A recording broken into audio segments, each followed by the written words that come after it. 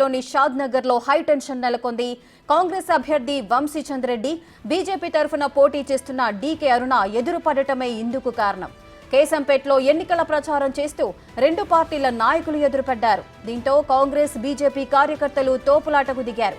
షాద్ Nagar MLA Shankar వాహనాన్ని BJP cadre అడ్డుకుంది. దీంతో పోలీసులు ఎంట్రీ ఇచ్చారు.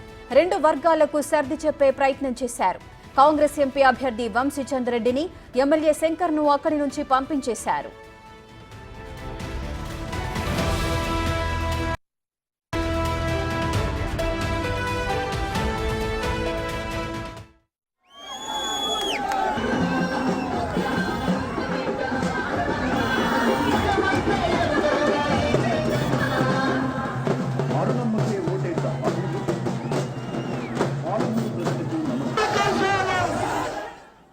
మహబూబ్ నగర్ పార్లమెంటు పరిధిలోని షాద్ నగర్ లో హై టెన్షన్ నెలకొంది.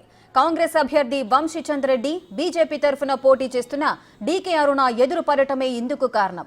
కేశంపేట ఎన్నికల ప్రచారం చేస్తూ రెండు పార్టీల నాయకులు ఎదురుపడ్డారు. దీంతో కాంగ్రెస్ బీజేపీ కార్యకర్తలు తోపులాటకు దిగారు. షాద్ నగర్ ఎమ్మెల్యే శంకర్ వాహనాన్ని బీజేపీ క్యాడర్ అడ్డుకుంది.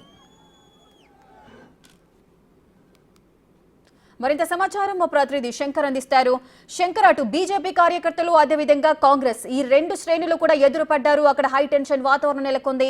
ఘర్షణ ఏదైనా జరిగిందా? అక్కడ పరిస్థితి ఎలా ఉంది?